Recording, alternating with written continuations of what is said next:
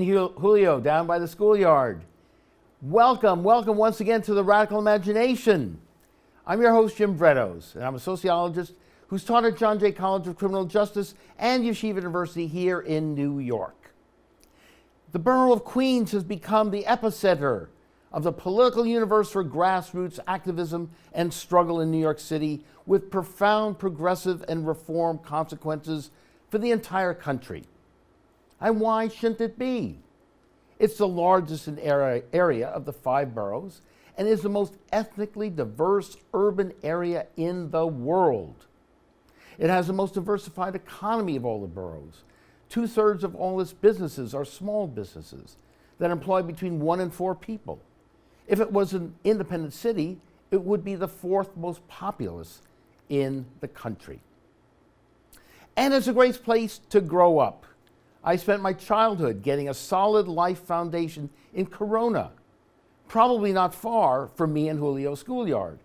Attended elementary public school in Briarwood, 85th Drive, and spent summers battling the waves of Rockaway, as good as any you'd find in Maui, as far as I was concerned. Queens is a patchwork of dozens of unique communities and villages with common issues that laid the foundation for an insurgent, progressive, multiracial, multi-ethnic coalition politics that elected Alexandria Ocasio-Cortez to Congress in 2018 and came within 60 votes of electing Tiffany Caban in the Queens DA race in 2019. It's become the home for the new reform politics. Our guest today is foursquare in that tradition and is the only independent candidate running for Queens Borough President in a special election to be held in February of 2020. He spent his whole life speaking out and advocating for everyday people, the often unseen and unheard, sharing their identities and experiences. Anthony Miranda grew up in a working class section of Bed-Stuy, the youngest of 8 children. He's a John Jay College graduate and retired as a decorated sergeant after 23 years of service in the New York City Police Department. He's the founder and chairperson of the National Latino Officers Association, a fraternal and advocacy organization he established in 1996. And very importantly, he's happily married with 3 beautiful and talented boys. Anthony was the creator also of the first of its kind groundbreaking class action lawsuit in 2003 against the NYPD for corruption charges, which forced the city to eventually settle out of court for $28 million. You just have to look at the New York Times headlines and articles just this past week to realize that the struggle against corruption goes on. For example, here are a couple of those headlines. Lawsuit claims officers are told to target blacks and Latinos. Another one. Tensions over subway policing race and arrest quotas.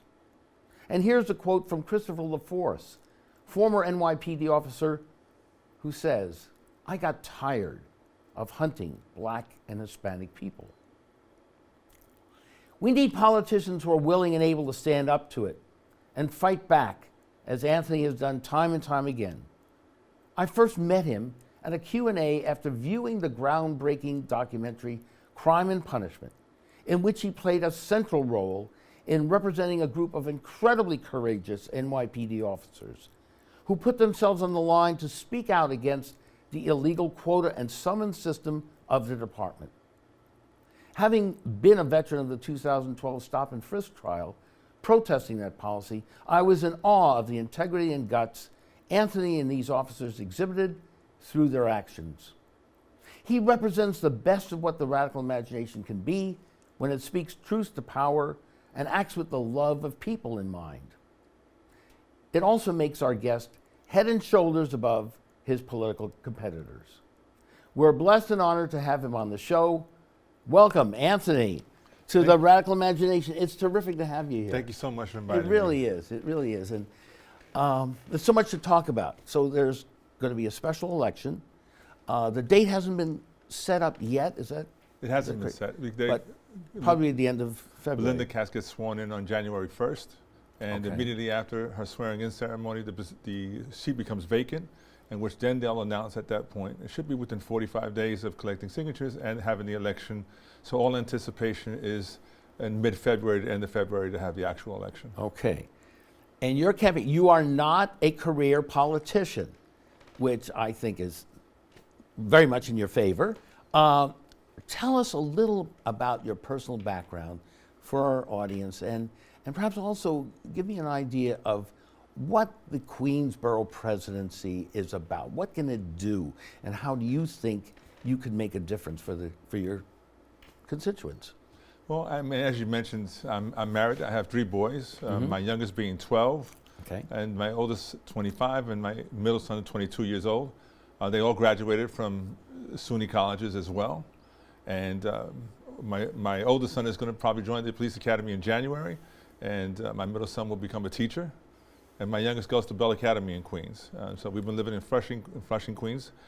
We enjoy a great community, a great surrounding. We left from Bed-Stuy. From Bedford-Stuyvesant, yes, where we grew up. And for better educational opportunities. That's correct. In a sense, that's what my parents did too when we moved from Manhattan to Queens. So Queens has been always this place, right? It is that place that people travel to, especially for their education. To travel, they have their kids go to school there for a better quality of life, and that's what you search for. A great surrounding where you're able to take advantage of all the things the community has to offer, and that was the perfect opportunity for us as a family to move and continue to grow. And you went to John Jay. And I went to John Jay College. Which, okay, yes, as everybody knows, we've taught there. So I would love to have had you in class, but I guess it didn't happen. But in any case, how was that? How did that then lead to your 23 years in the New York Police Department? So at first I went to New York City Technical College. Okay. And I did 2 years there. Okay. And then I actually went to Union College upstate, and then I got transferred back into New York.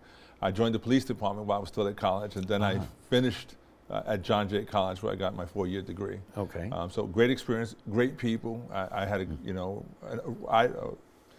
a great experience there, meeting a lot of good people. Again, people who are still my friends now, and it creates a great network for you. And so, all right, so you were then a police officer, and you continued after graduating from John Jay, and for 23 years, you were. What sort of police work were you doing? Again, I was a police officer, a detective, and then promoted to supervisor. I worked in many commands, both in Brooklyn and East New York.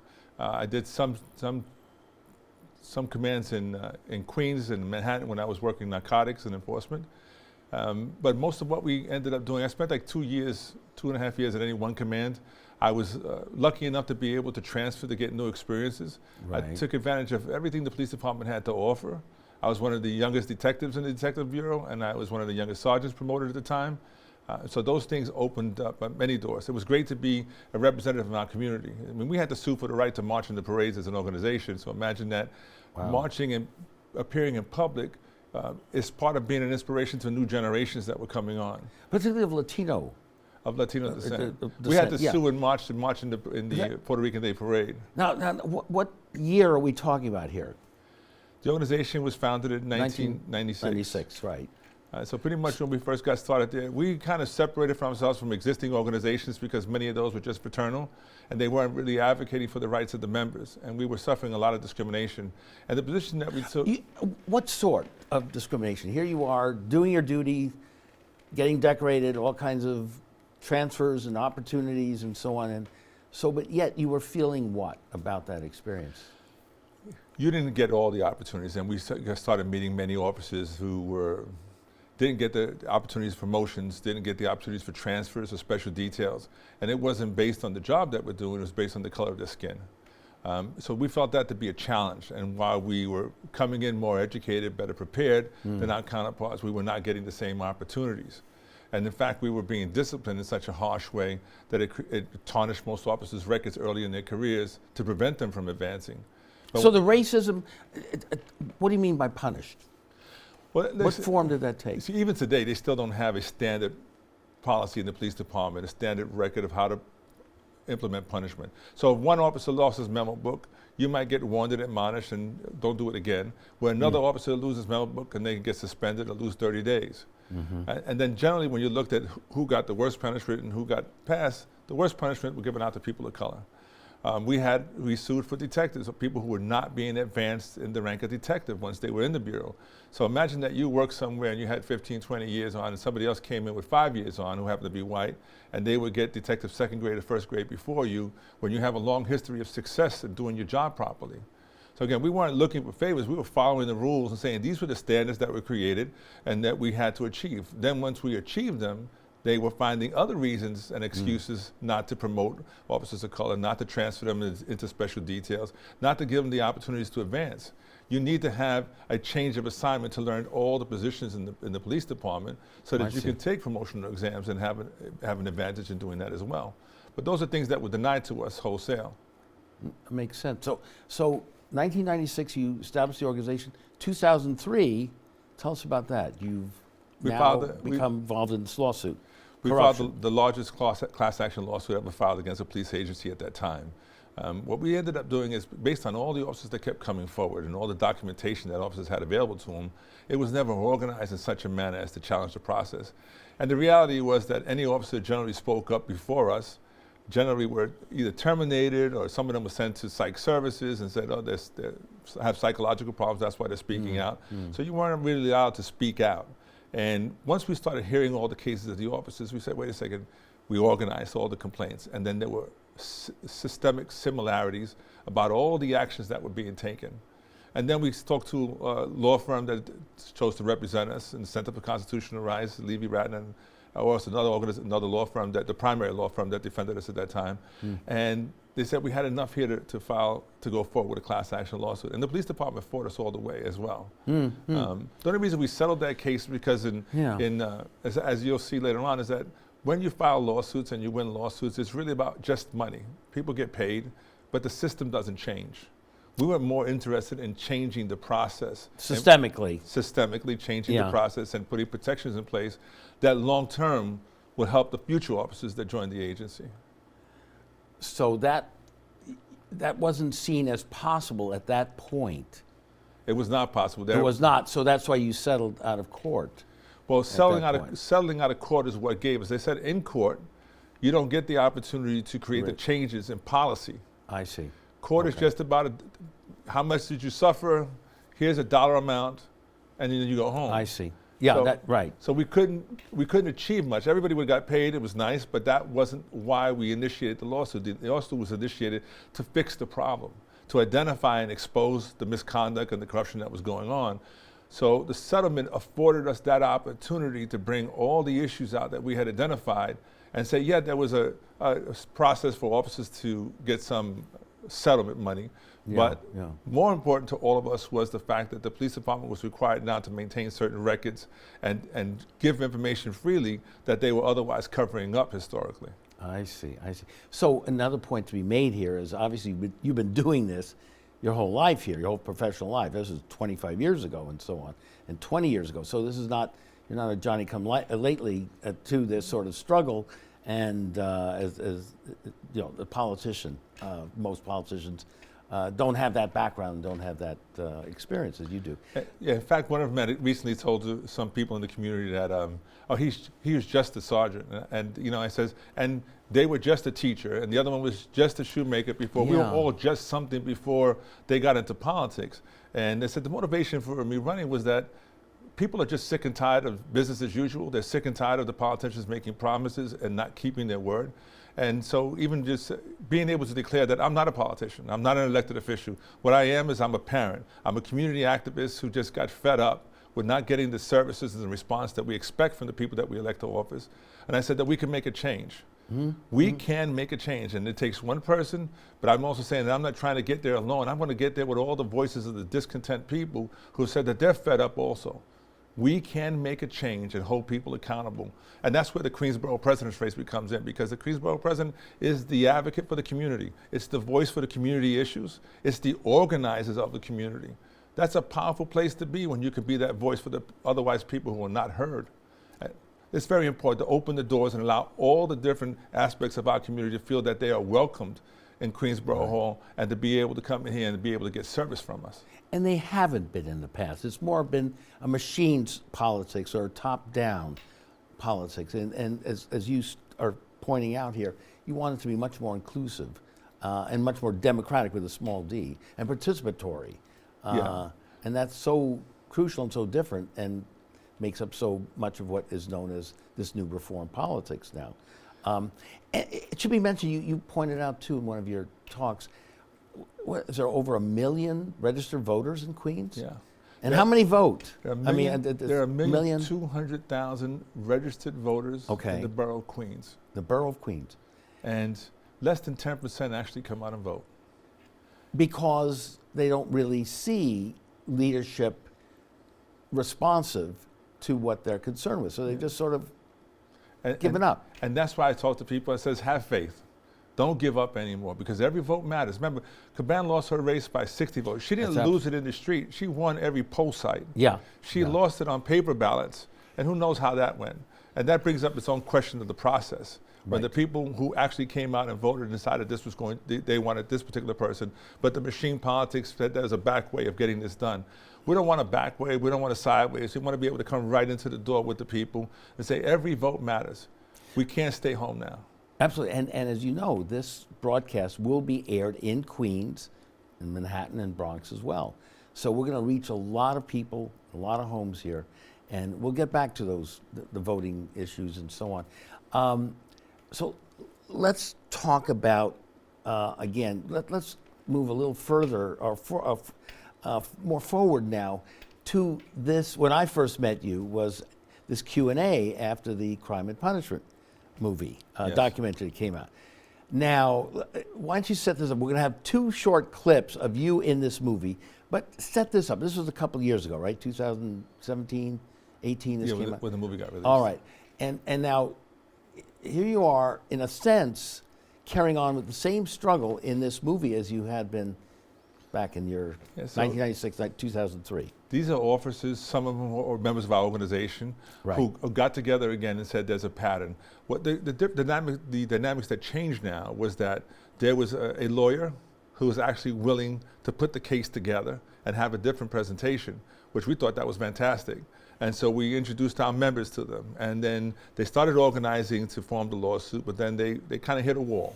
And they kind of said, we're not getting the response from the officers, because many officers are afraid to come out. Of course. And so they weren't getting that response. So the first step for us was to say, well, okay, well, let's get it out there now that we're organizing. It'll be similar to the class action lawsuit that we filed the first time. And we need to put the word out to the officers that there's an opportunity here to fix the record. But everybody needs to speak to it, because the city was denying that there was an illegal quota system in place.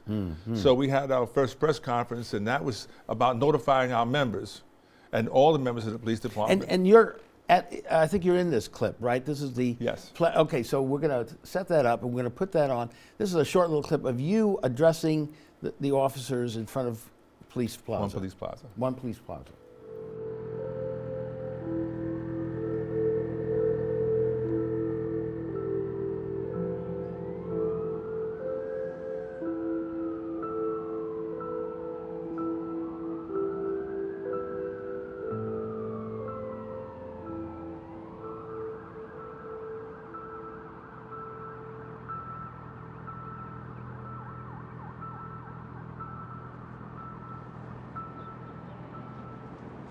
This is a call for all New York City officers. This is the opportunity you have to now come forward and highlight the illegal quota system in the New York City Police Department.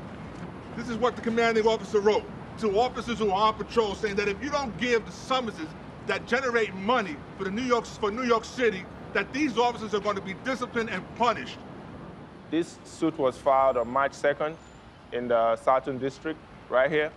Since then, we have had at least 30 New York City police officers who have come forward and told us that they suffer from the same conditions. You have 12 officers that became the NYPD 12 speaking out. And I can almost guarantee, right, the majority of the officers would love to and are agreeing with you on this. Absolutely.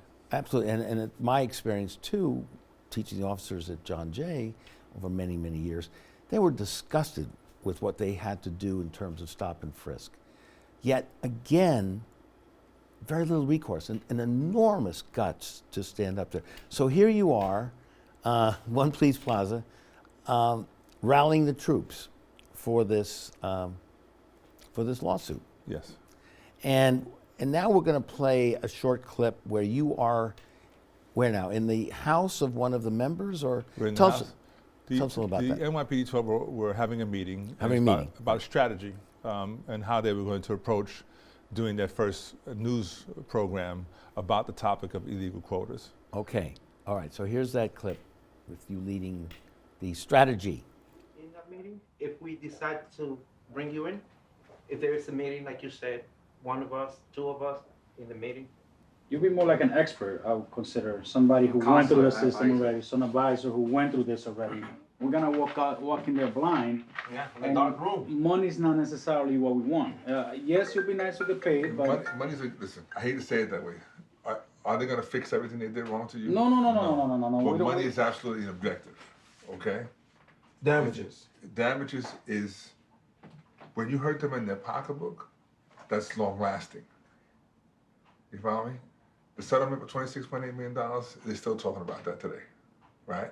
But it also made the blueprints for every other police agency to follow.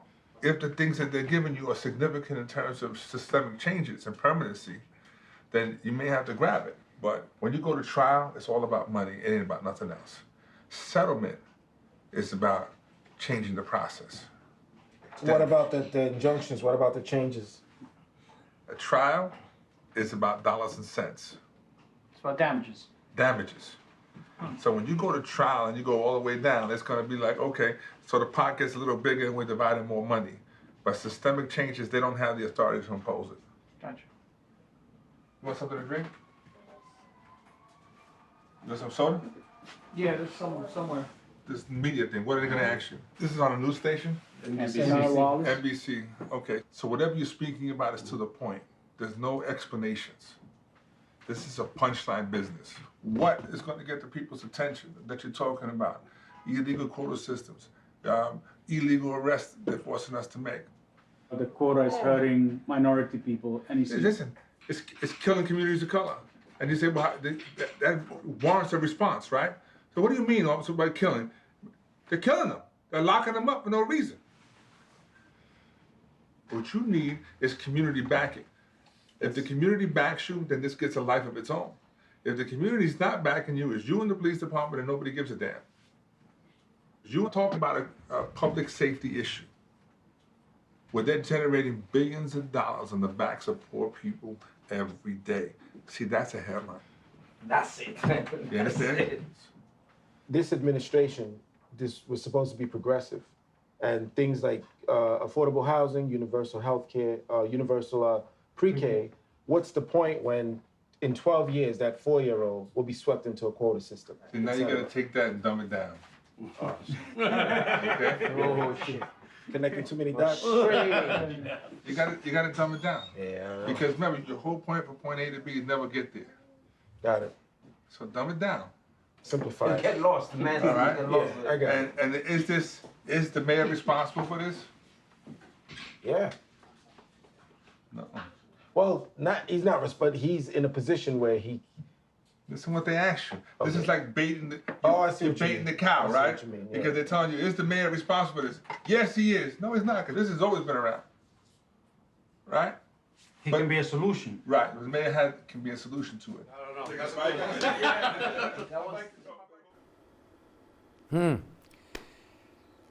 So in a way, that's your campaign in a nutshell here. You need the community support. You're willing to go out there and listen to the community and garner that support and then speak truth to power to fight for the structural changes. Correct? You know, I think the community is dying to have somebody listen to them. Absolutely. You know, so it's not even, I wouldn't even have to go 2 steps out of Queens Borough Hall, because I think that people are just waiting to see that somebody's there that's willing to represent them and will voice their opinions, not a political opinion, not the personal opinion, but the opinion of the people who actually live there and want to change. And what they're experiencing and feeling. at the deepest levels. At the deepest levels. When you're impacting people's lives and their children and their families, it matters. But unfortunately, when you get politics as usual, when you get machine politics, that doesn't take into account what happens to everyday people. Yeah. They make decisions disregarding the community and disregarding the impact they have in our lives. We can't afford to sit by and let that happen anymore. We couldn't afford to sit by and let that happen in the police department. We had to organize to fight back. We now have to organize in Queens. I think it's going to happen all over the city as well, but in Queens right now there's an opportunity. Yeah. We can't afford to go back as politics as usual. We had a great race with Congresswoman Ocasio. Yeah. We had a great race with Caban, Yeah. losing by 60 votes. But there's a community that's active and ready to move forward. They're ready to change business as usual. But now they need somebody who's going to be that change for them, the voice for them. That's what they're looking for. Again, not somebody who's going to tell them what the lead is going to be, but somebody who's going to say, this is what you want to do, I'm your guy. And someone they can trust and who they can see has done this throughout their life. Right, so it's not just, again, I think the elected officials, as they speak, Right. they often speak with two different tongues, right? Exactly. They make promises that they never have done, and then recently you still have them making promises right now. And I always challenge them when we get the opportunity. It says, well, it's like, somebody having the cure for cancer, and then not sharing it with the rest of the world. Yeah. If you had the answers to how to fix our school system, if you had the answers to how to build real affordable housing, if you had the answers on how to improve our transportation system, if you had the answers how to bring jobs back to our community, why didn't you teach it to everybody else? And tell me who stopped you. Because then at this point, you have to expose the people who prevented you Yeah. from sharing the cures. which you're not going to do. And they never will. Well, you're doing it the only possible way by getting this grassroots support, and then you supply the integrity and the courage for this to happen. Let's talk about some other areas. I know our friend Manny Gomez, who's a private investigator in the movie as well, Crime and Punishment, has talked about what's going on in the courts, the false arrests, the prosecutors and the corruption there. You want to speak a little on that? When you have a system that says the only way you can truly defend yourself and find the truth is that you must have money, then the system is broken because it was never designed that way.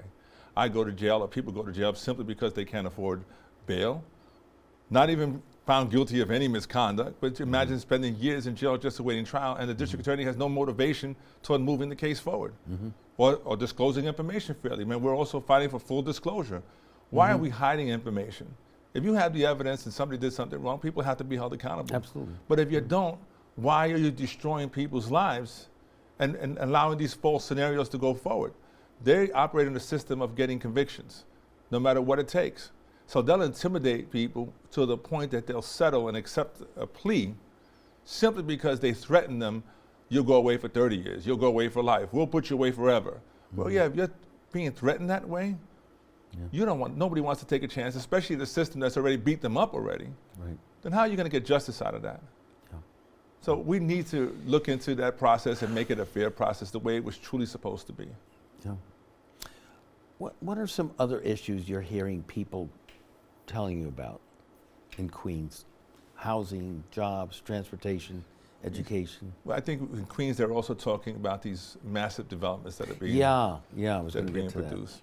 Luxury apartments. Amazon and the Amazon's a corporate- big corporation that came in. Amazon is a separate deal, right? But Right. Amazon, they said, why would we allow corporations and give them so much benefits that we won't even give the same benefits to small businesses? Right.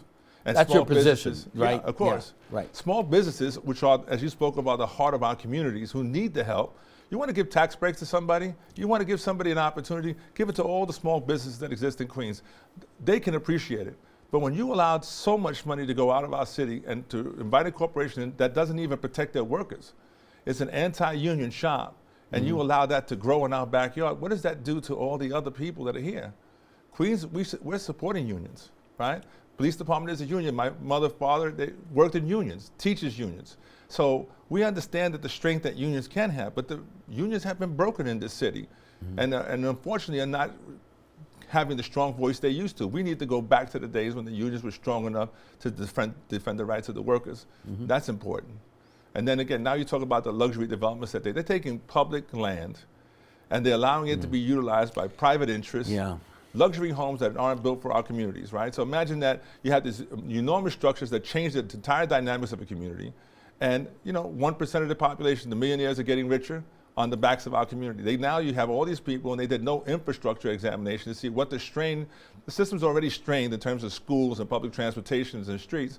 Now you build another structure that puts another strain on it. So why aren't we study that before we allow these buildings to go in place? And for a borough that's so short in school space, why are we allowing these luxury buildings when we could be putting more schools in place that support our community? Why not community centers? Why not senior centers? The things that actually support community residents. There's a lack of interest in it, and again, there's a disconnect between what the politicians have been allowing and what the community needs. And all these elected officials will say they didn't do it in their communities, but you signed off on every single building because the city council members had to approve all these developments. So they can't deny that they approved it. They're the ones who authorized the destruction of our communities. And now they're saying, well, give me a chance to do it differently. I don't think we can afford to allow them to come back into place. Absolutely, absolutely. And homeless shelters, the increase in homeless, and again, not building the affordable housing that would do a lot to alleviate the problem. Because again, the demonization, right, of the homeless, they're violent, they're mentally ill, which is not the case. It's definitely not the case. So let's talk about the homeless. It's a failed policy of this administration. It's a failed policy of the elected officials. Hotels were never meant to be permanent housing. You have people live in 2 or 3 years. There's no reason for that. We should build affordable housing and allow them to transition into the lives that they need. And we need to have full service, wraparound services that support them, not only in the school, but in work and in the homes that they're supposed to be going to. Mental health services? And mental health services are part of wraparound services. Right. Complete services help the kids. And then one of the politicians try to mislabel, like the absentee problem happens to do with homeless kids. No, that's not the absenteeism problem. The absentee has to do with a disconnect with kids not feeling safe in school, or they have other personal problems at home, but it doesn't mean that they're homeless. We have to address the homeless population with such care, but they are in a precarious situation, right? Imagine these kids are struggling to go to school and knowing that they're going back home to a tough situation, but they're performing. Because when I worked at the shelters and worked with a few agencies, those kids are performing extremely well, and they were shining despite all the obstacles. Yeah. But we need to provide that support that allows them to continue to shine.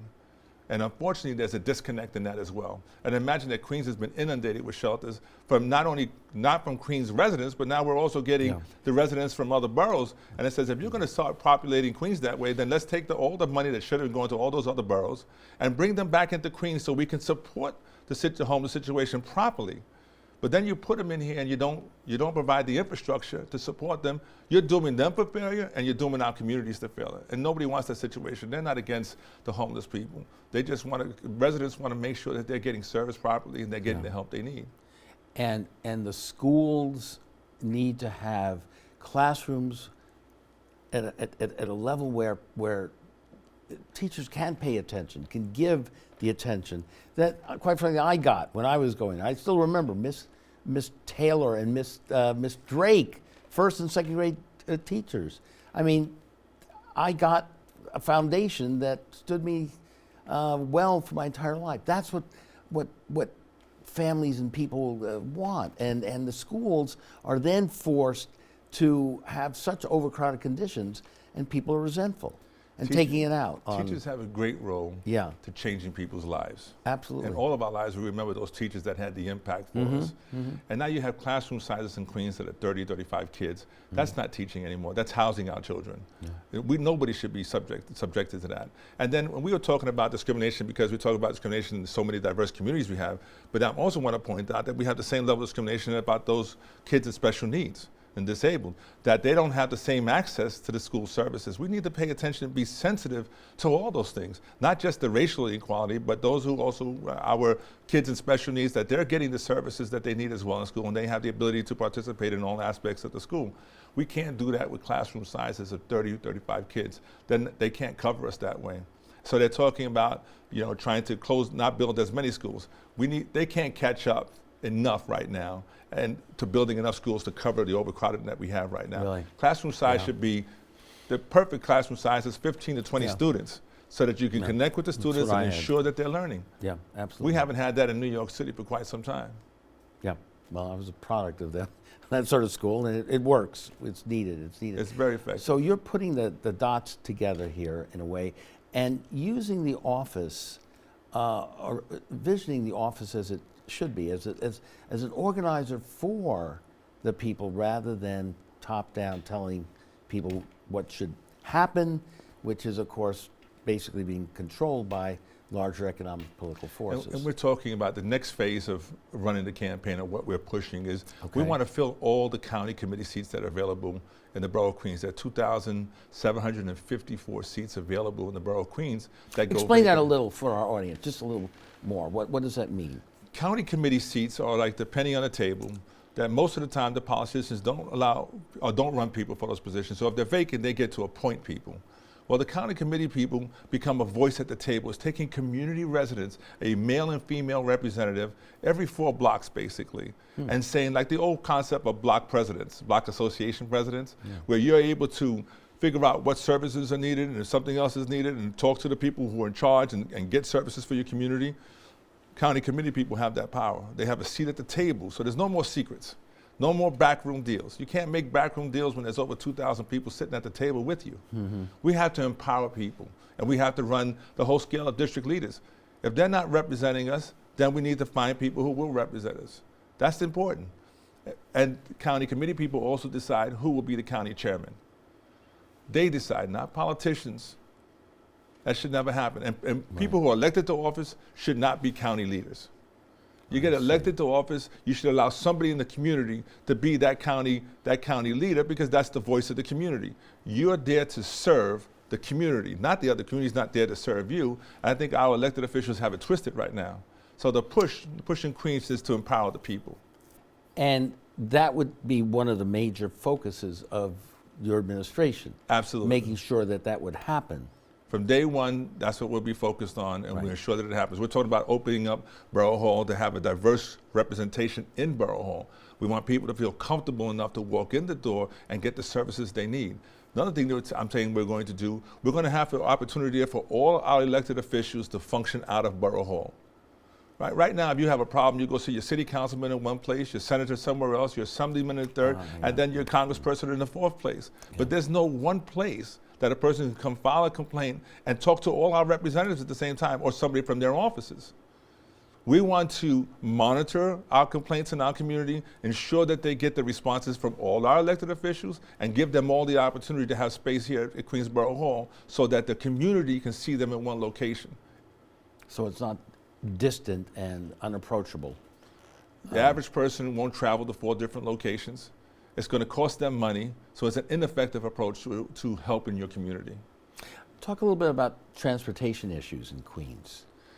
Well, we have the most disorganized system that of any other borough. How I mean, so? we have zones that this transportation, what you call frozen zones, right? They call it desert because no transportation gets out there at all. Then you have other zones that are two car fare zones. Why are we doing that to the community? There's no coordination between the bus service and the train service. How did we allow that to be so separated in that manner?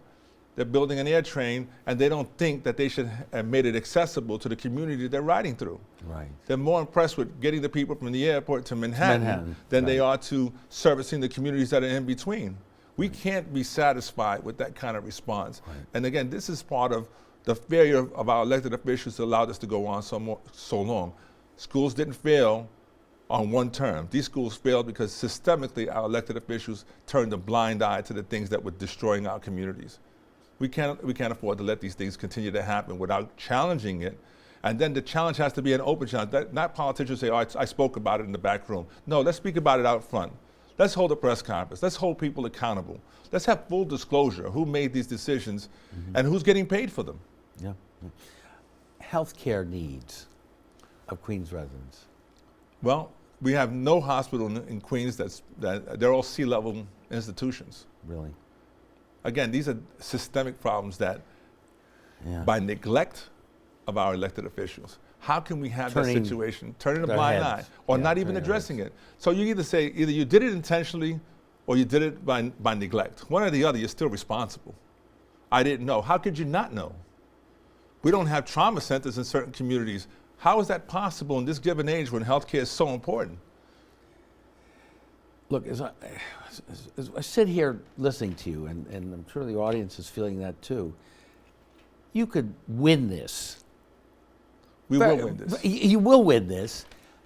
How are you campaigning? How are you getting around so enough people hear this message and get mobilized and excited? Because that's what has to happen.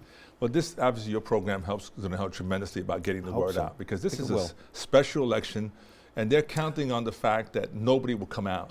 We have a number of things to challenge us in this election. First, it's a special election, so people don't realize that it's like a general election. Every voter can vote. Doesn't matter what party you belong to. It's nonpartisan, right? Nonpartisan election. Okay. So everybody who's a registered voter has the opportunity to vote. That's the first thing. The second thing is they're going to schedule this in probably the worst weather that we have. It may be snowing out, it may be cold, it may be raining, but you know what I tell our parents? It's time for a change. We all know that change is needed now. We cannot afford to go another 4 years of not having service. So this is the opportunity. We can't miss it, and we can't afford to go back to politics as usual.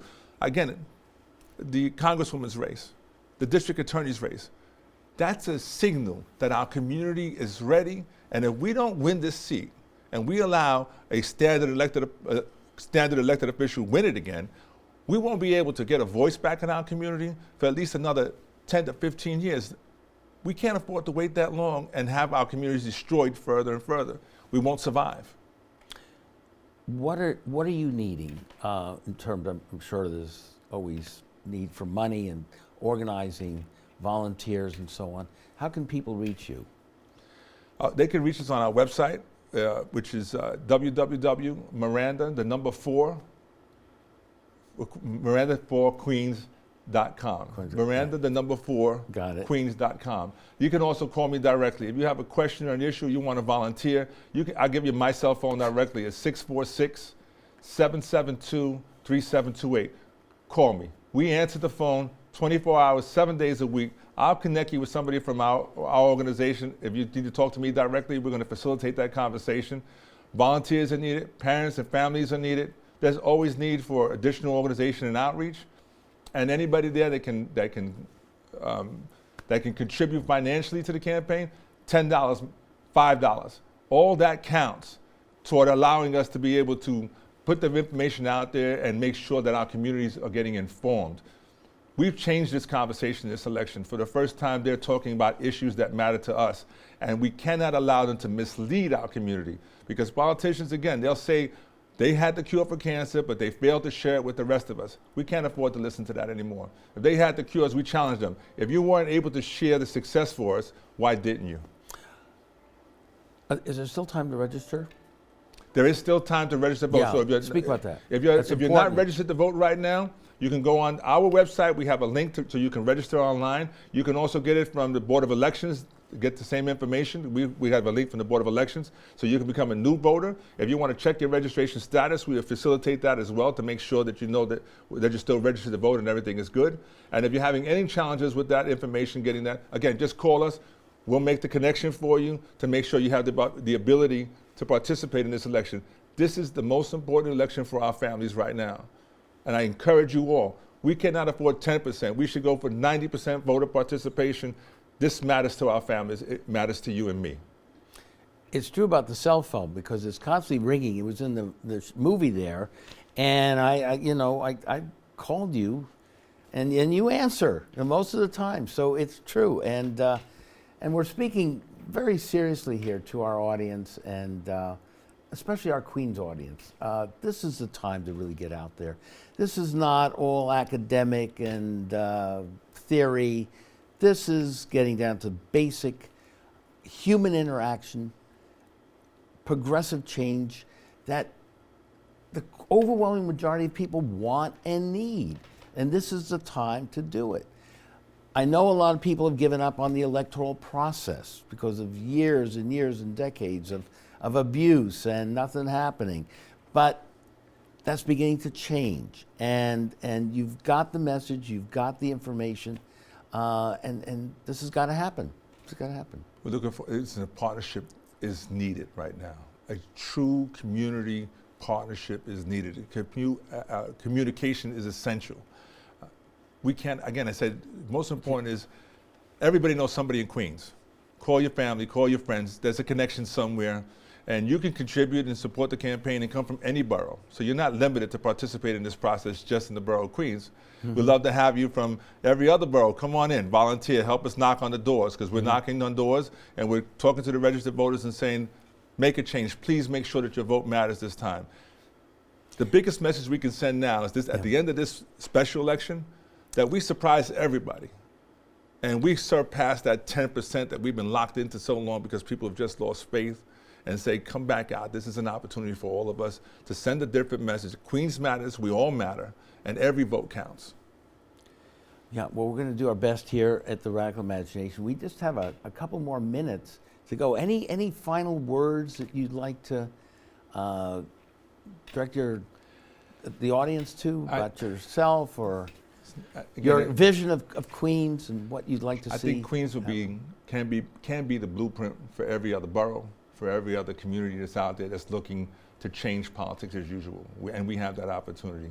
I encourage you all that every vote matters. Most people say, well, by myself I won't make a difference. But if everybody participated and did their part, we can change everything. Remember, 60 votes lost the last election. It's just 60 votes. But there are over 1 million people that didn't even come out of their houses that day. So if you don't think you can make it to the polling sites, vote early. Do the paper ballots like they said. Make sure you put Anthony Miranda for Queens Borough President. But come out and vote. Okay. That's the message that we need to have. Let's change the dynamics of how they view our communities. People don't care. I don't want them ever saying people don't care. And I don't want them saying Queens residents don't care or they don't matter. And we don't need the politicians to make decisions that are going to impact our lives in such a negative way and us not have a say-so in it. Absolutely. Listen, it has been absolutely terrific to have you on. I know from my own personal experience, Queens probably in a lot of ways saved my life, gave me the foundation that really stood me in great stead for the rest of my life. And I can feel that energy within you too. And all the things you're trying to do, I think, will and could definitely make a difference. So it's up to the people too. This is a democracy. And we can't do it alone here. People out there need to come in and participate. And we're going to close in just a minute here with a beautiful little clip of Louis Armstrong's house and museum in Corona, where I think he lived for, 23 years. And a working class neighborhood, which he loved, as you'll see, and some of his greatest concerts and recordings came out of that. So the creativity, the diversity of Queens is so precious and lives on. And I just so blessed to have you on the show, Anthony. I want to thank you so much for I really mean that. giving us the opportunity to be able to speak about the issues that matter most. We're going to win this thing. We're going to win this thing. Thank you so very, very much for watching The Radical Imagination this week. We'll see you again next week on The Radical Imagination. And here's Louis Armstrong, a short little clip of Louis Armstrong at his house, which is now a museum you can visit in Corona. They can still visit. You can visit. It's a terrific experience. And here he is talking about his life in Corona and his music.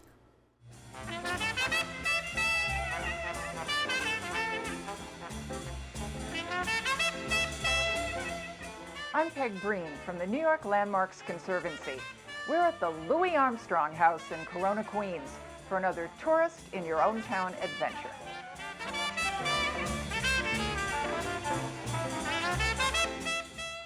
Louis Armstrong had a profound influence on jazz and on popular music in general.